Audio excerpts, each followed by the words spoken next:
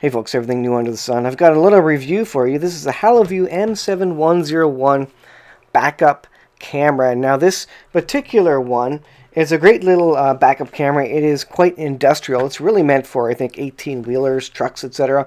I'm going to test it out on my Airstream, and I'm hauling the Airstream with a big old 1997 Suburban, and the Airstream is about 24 feet, and of course it's aluminum, so you've got this big long metal trailer and this big long metal truck. And this is a wireless 2.4 gig monitoring system. So we're going to see how it works going through a lot of metal. Now, of course, like I said, this is an Airstream Tradewind. It's a 24-foot, you can see there.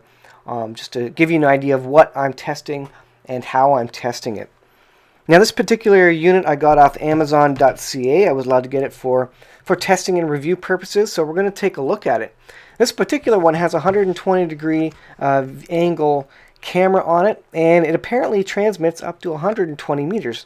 Now, I didn't try it that far, but I thought what I tried going through all that metal and aluminum was a pretty good test, and it had 100% signal.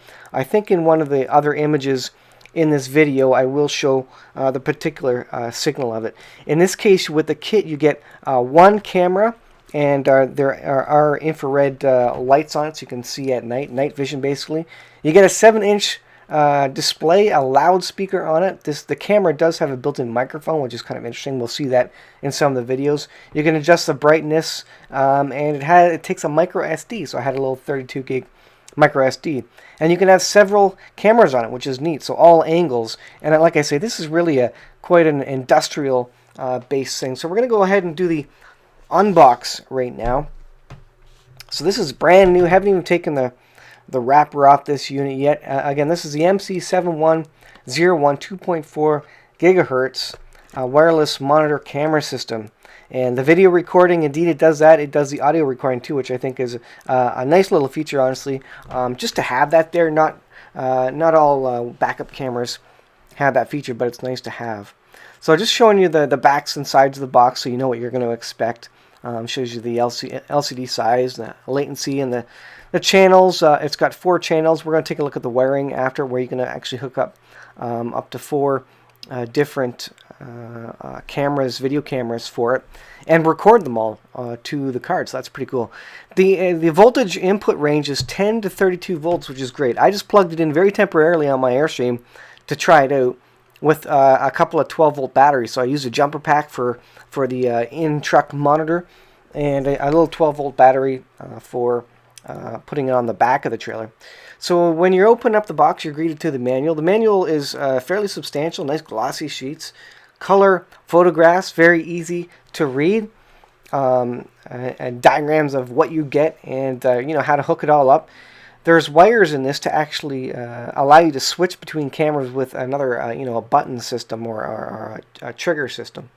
So there's the antennas. We got basically our 2.4 gig antennas, 2 for the monitor and 1 for each of the cameras. Effectively, in this kit, you get 1 camera. There's a 7-inch display. It does have a screen protector on it, which I peel off later. It's got some lots of ways to stand it up. Screws on the side of it, as well as this base plate here, which you can bend. It's metal with plastic adhesive on the bottom, so you can bend it to shape to your dashboard and that sort of thing. Here's a camera. It's very substantial. It's very well built. You can see the IR lights there for the night vision. It's even got a little metal hood on it. It's very sturdily built screws. Comes with an Allen key so you can tighten it up. And the connector actually has a nice little locking feature, so it won't come loose. So that's nice. And they give you enough cord to basically get it into the vehicle, and then at that point you need to wire it to wherever you're going. That's the big cord for the monitor itself, and of course you get your little baggies of screws and your Allen key. And you get more parts than you actually need. There's the thumb knobs for the big metal plate that's also in there in a second. Here's a little screen hood just to keep glare off it and such. Seems to work very well. Snaps right on. The fit and finish of it is your standard. It's not metal. It's all plastic, obviously plastic buttons. But it does what it's supposed to do. The buttons work. They're clicky. I put the antennas on there, and the antennas, of course, are standard, plastic antennas. This is what you would expect with any sort of Wi-Fi router. There's one of the mount options where you can use the thumb screws to do that, or you have the other mount option of the metal plate with the adhesive. These are basically all the parts I'm setting out because we're going to go ahead and plug this all together and see if we can get it working. So I go ahead, and this is as much work as it's going to take you to actually put this together. You put on the antennas, you tighten up the screws for the camera, and you plug it into 12 volts, and it's basically ready to go. You don't have to buy anything other than this particular kit. You don't have to use all the wiring, all the trigger wires that we'll show in a second there to get this kit going. It'll work out of the box. One nice thing is here's the trigger wires where you can trigger each different camera, 4 cameras, and then you got your negative and your positive DC 10 to 32 volt wiring.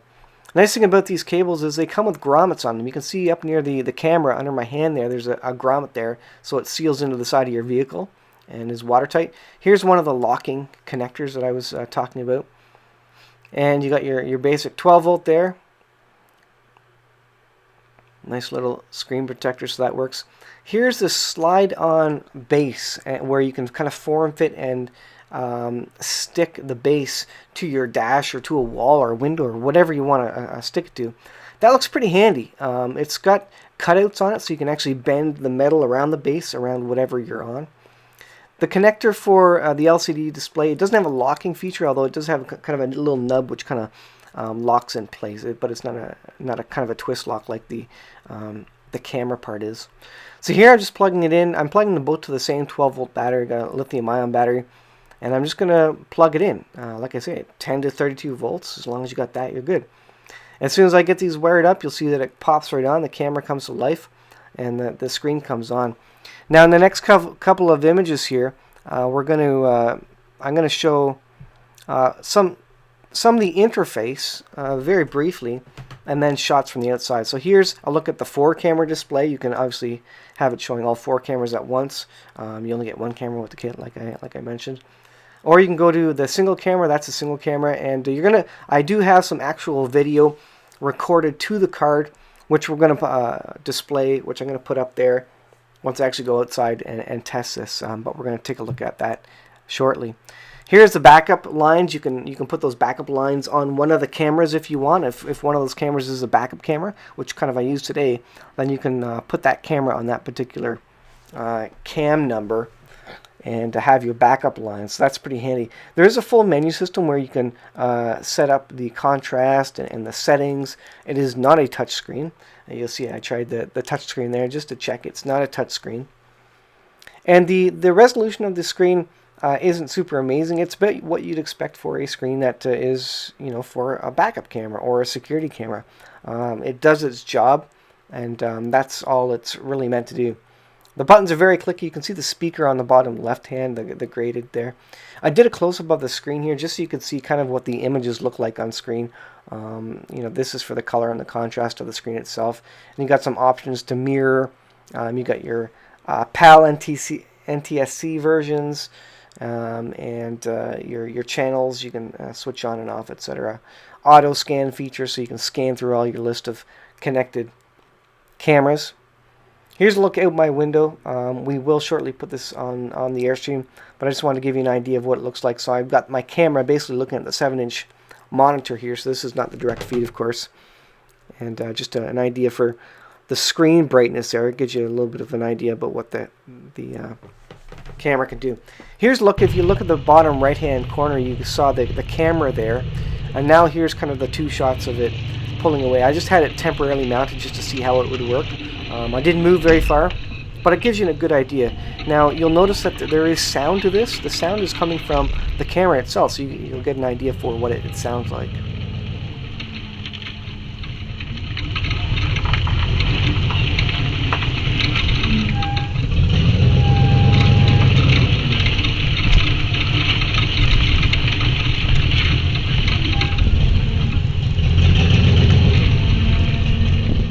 So what you hear there is the squeaking of the brakes. This Airstream is in restoration mode, so it isn't road ready yet, but it will be shortly.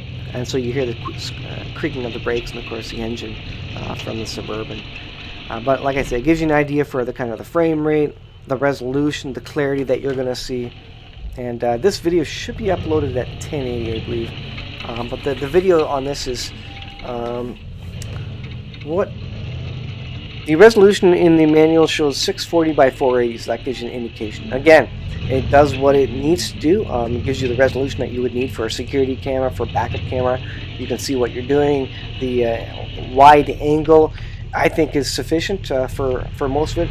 The next clip is me walking past it, so you get an idea of what it might look like if someone's walking around your vehicle at night. Here's how dark it was when I was testing the night vision here, and this is in the truck and the monitor. You can increase the brightness if you want.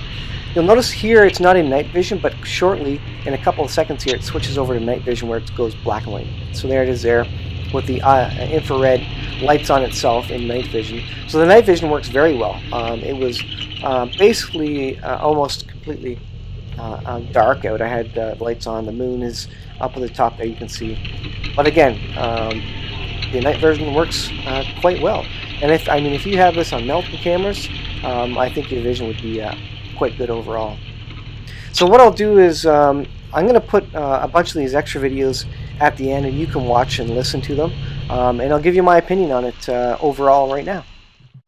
So overall, what do I think about this after trying it out? I think the night vision worked very well. I like the capacity, the ability to hook up 4 cameras and the individual trigger lines where you can trigger one at a time to go to a specific camera without trying to click buttons on the monitor. That is very nice to have. This is an industrial built unit, and they give you enough options for mounting, etc. The range, there you can see the range, the Wi-Fi range of the camera. I thought it worked very well. I thought it might have some trouble going through that aluminum. Had no issues at all. So I have no, I wouldn't think that it would have any issues going to 120 meters and working on a big rig. The brightness of the monitor, the usability of it, the buttons, they all just work. The card and camera does have a looping feature built in, so you can just simply loop it just like a security system. So that's pretty good. It basically acts as a security system in your truck. If you just keep it hooked up all the time and running, you're going to see and record to the card, whomever is anywhere around your truck or your camper or whatever. So here's a video, just a raw footage of me inside the car looking at the monitor. Again, it gives you an idea for the lighting of it.